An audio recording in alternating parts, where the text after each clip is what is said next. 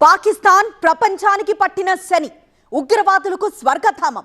ఒక్క మాటలో చెప్పాలంటే ఉగ్రవాద దేశం. కానీ ఈ విషయాన్ని పాక్ ఒప్పుకోదు.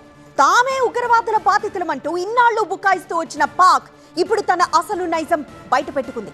ఉగ్రవాదులకు సైనిక లాంఛనాలతో అంత్యక్రియలు జరిపి ప్రపంచానికి దొరికిపోయింది. పాక్ ముమ్మాటికి ఉగ్రవాద దేశమే అనడానికి ఇదే సాక్ష్యం అంటోంది భారత్. ఉగ్రవాదాన్ని పెంచి పోషిస్తోన్నది పాకిస్తానే అని ఎన్నో ఏళ్ల నుంచి చెప్తోంది భారత్. అందుకు తగ్గ సాక్ష్యాలను కూడా ప్రపంచం ముందు పెడుతోంది. భారత్ లో అశాంతికి పాకిస్తాన్ ప్రేరేపిత ఉగ్రవాదులే కారణమని అనేక సార్లు నిరూపించింది భారత్. మొన్నటికి మొన్న పహల్గామ్ లో ఉగ్రవాదులు రక్తపుటేరులు పారించారు. పాయింట్ బ్లాంక్ లో భారతీయుల్ని కాల్చి చంపారు. పహల్గామ్ దాడుల వెనుక పాకిస్తాన్ ఉందన్న భారత్ వ్యాఖ్యల్ని ఖండించిన పాకిస్తాన్ తమకేం సంబంధం లేదని సుత్తపూస ప్రకటనలు చేసింది. కట్ చేస్తే ఉగ్రవాదుల అంత్యక్రియల్ని సైనిక లాంఛనాలతో నిర్వహించి అడ్డంగా దొరికిపోయింది పాకిస్తాన్. ఉగ్రవాదులకు ఆ దేశం ఎంత ప్రాధాన్యతనిస్తుందో ప్రపంచానికి చాటి చెప్పింది దాయాది దేశం. పాకిస్తాన్ ఉగ్రవాద దేశమే అని నిరూపించేందుకు ప్రపంచానికి కీలక సాక్ష్యాలు చూపించారు విదేశాంగ కార్యదర్శి విక్రమ్ మిశ్రీ. పాక్ లోని ఉగ్రస్థావరాలపై భారత్ జరిపిన దాడుల్లో 100 మంది ఉగ్రవాదులు హతమయ్యారు. ఉగ్రవాదుల అంత్యక్రియలకు పాకిస్తాన్ సైన్యం, పాకిస్తాన్ ప్రభుత్వ అధికారులు హాజరయ్యారు. ప్రభుత్వ లాంఛనాలతో టెర్రరిస్టుల అంత్యక్రియలు జరిపారు. ఉగ్రవాదుల శవపేటికలపై పాకిస్తాన్ జెండాల్ని కూడా కప్పారు. ఫోటోల్ని బయటపెట్టారు మిశ్రీ. పాకిస్తాన్ ఉగ్రదేశమని చెప్పడానికి ఈ ఆధారాలు చాలవా అని నిలదీశారు Misri.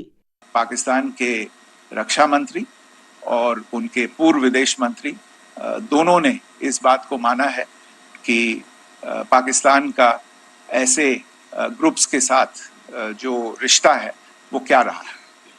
Both the defense minister and the former foreign minister of Pakistan, I think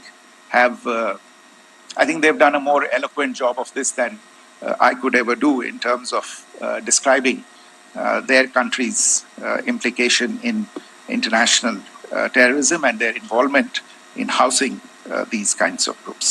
ఈ రవూఫ్ అజహార్ చాలా ఉగ్రదాడుల్లో నిందితుడు.